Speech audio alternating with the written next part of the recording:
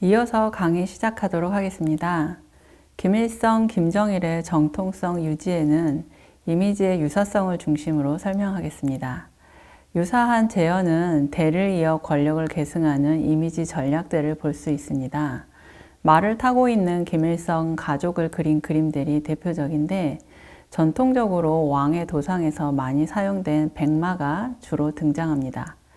현재에도 종종 북한 뉴스에서 김정은이 백마를 타고 백두산을 오르는 정치적인 풍경을 만날 수 있기도 한데요. 이러한 풍경은 김일성도 김정일도 탔었던 그 지도자의 백마 이미지를 김정은도 가지고 온 것이다, 이렇게 말할 수 있습니다. 이런 김일성, 김정일의 백마 도상은 항일혁명 투쟁에서의 승리와 광복, 그리고 새로운 국가 건설의 지도자다운 풍모를 드러냅니다. 더구나 어린 김정일이 김일성, 김정숙과 함께 등장하고 있어서 혁명 가족의 이미지를 강화하고 있죠.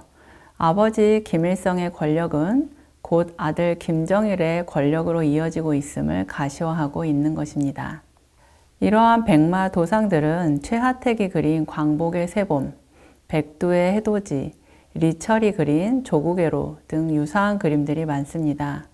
이런 그림들이 많이 그려진 시기는 대체로 1980년에서 1995년 사이쯤인데요.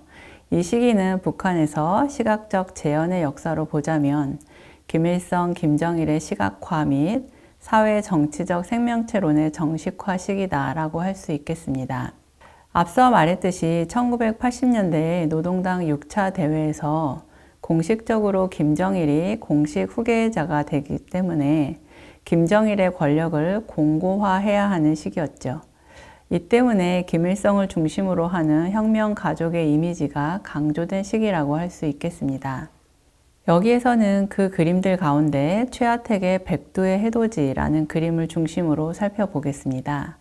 이 도상은 백마에 김일성이 어린 김정일을 안고 타고 있으며 김정일은 하늘의 해돋이를 가르치고 있는데, 역동적인 말과 배경 때문에 이 이미지는 다비드의 나폴레옹 그림을 연상하게 해주는 것 같습니다. 바람에 날리는 백마의 깃털과 꼬리, 김일성 군복이 망토처럼 바람에 날리고 있습니다. 그리고 다비드의 나폴레옹 도상 속 배경에는 높게 구불구불 솟아있는 알프스 산이 그러한 역동성을 더해주고 있다면, 여기에는 배경으로 보이는 구름과 물결이 매우 역동적입니다.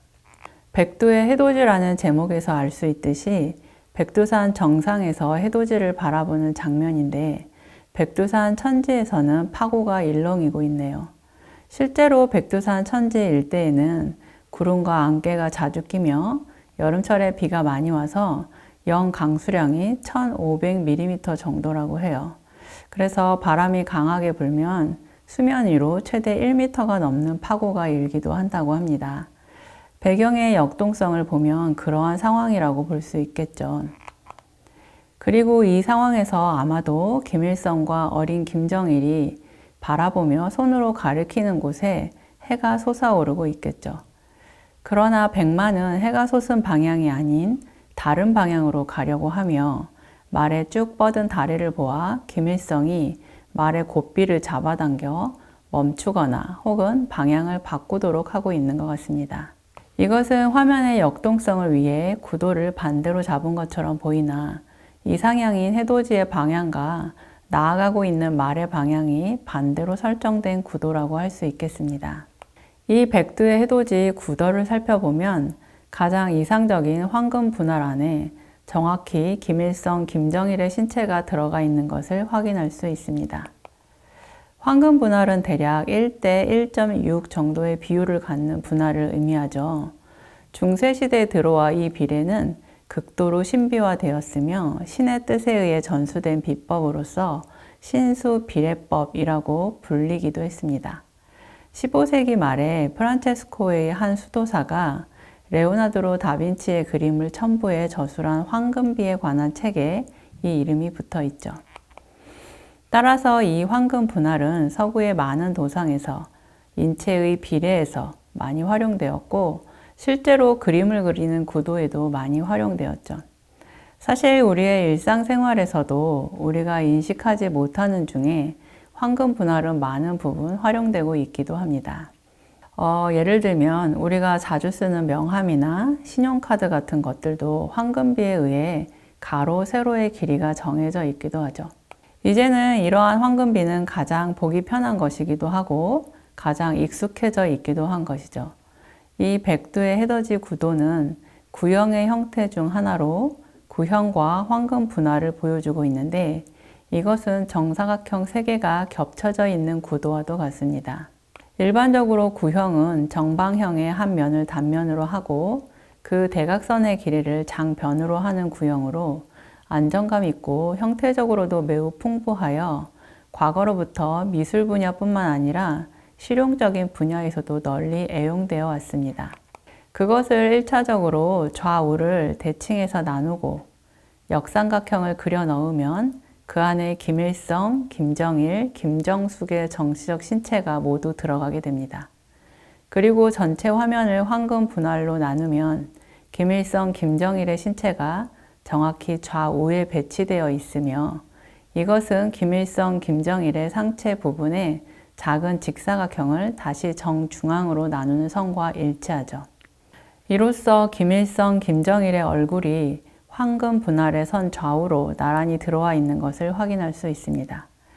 북한 미술에서 사용하는 구도의 조형적 표현 수법은 대비, 대조, 균형, 변화, 비례, 반복, 대칭 등이 있습니다. 이 균형, 비례 등은 미적인 조화를 위해 필요하다라고 강조하고 있죠. 북한의 문헌을 한번 읽어보겠습니다.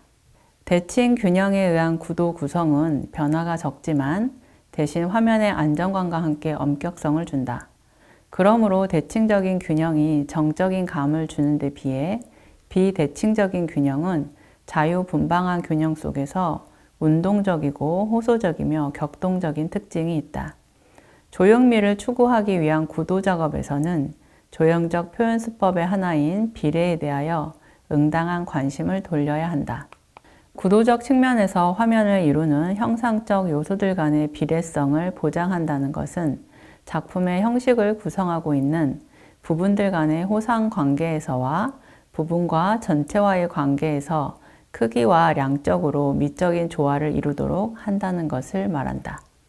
이처럼 조선화를 다루는 형상 리론에는 이러한 구도에 대한 설명이 매우 중요하게 다루어지고 있는데 이것은 미술가들에게 김일성, 김정일의 신체 도상을 그릴 때에 주요하게 작용했을 것입니다.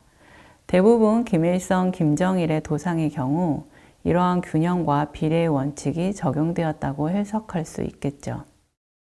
김일성 가족이 말을 타는 도상에서는 전체적인 도상에서 김일성, 김정일의 위치와 배치에 먼저 주목하여 이들 가족이 매우 중요한 인물이라는 것을 알게 합니다.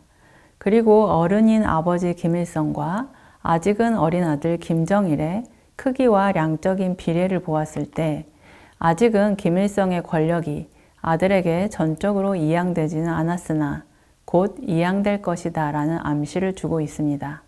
아직은 김일성, 김정일의 리더십 관계가 대를 이어 권력이 이양되는 상하 관계임이 드러나고 있습니다. 이 외에도 김일성, 김정일이 함께 등장하지는 않으나 김일성에서 김정일로 연결된 정통성 유지와 계승에 대한 강조는 선전화에서도 다양하게 묘사되고 있기도 합니다. 주체의 혁명 위협을 대를 이어 계승 발전시키자라는 선전화는 아버지, 아들과 딸로 주체 혁명을 이어가야 한다는 것을 시각화하고 있습니다. 이것은 모두 함께 그림 밖의 소실점, 즉 어떤 이상향을 향한 응시의 시선이 보이고 반짝이는 훈장과 배지, 바람에 날리는 붉은 넥타이와 소년단 스카프로 묘사되어 있습니다. 이들은 대를 이어 계승 발전시키는 정통성과 권력 세습의 정당화를 보여주죠. 그리고 혁명 선배에 대한 도덕 의리를 대를 이어 지켜가자는 더 명확하게 김정일의 교시가 담겨 있습니다. 혁명 선배를 존대하는 것은 혁명가의 숭고한 도덕 의리이다 라는 내용이 선명하게 새겨짐으로써 김정일이 김일성의 혁명을 이어가고 있다는 것을 분명하게 드러내고 있죠. 아버지, 어머니와 아들이 혁명 선배에게 바치는 꽃은 김정일이 김일성에게 바치는 꽃과 같습니다. 이러한 존대는 김일성의 유훈 통치를 정당화하고 김정일이 권력을 세습하여 계승하는 것을 고착화시키는 효과를 낳는다고 할 수 있겠습니다. 김정일의 후계자가 공식화된 1980년 10월에 열린 조선노동당 제6차 대회에서는 후계자 선정 외에도 1980년대의 중요한 과제로 혁명 전통의 계승 발전을 공식화했다라고 말씀드렸는데요. 당 내에서는 이것을 혁명 위협을 대를 이어 끝까지 완성하며 우리 당을 영원히 주체의 혁명적 당으로 강화 발전시킬 수 있는 조직 사상적 기초가 다져진 것이다 라고 평가했습니다. 이제 김정일이 권력을 세습하여 계승하는 것은 당연한 것이며 혁명 위협을 완성하는 것이 되는 것입니다. 네, 이번 차시는 여기서 마무리하겠습니다.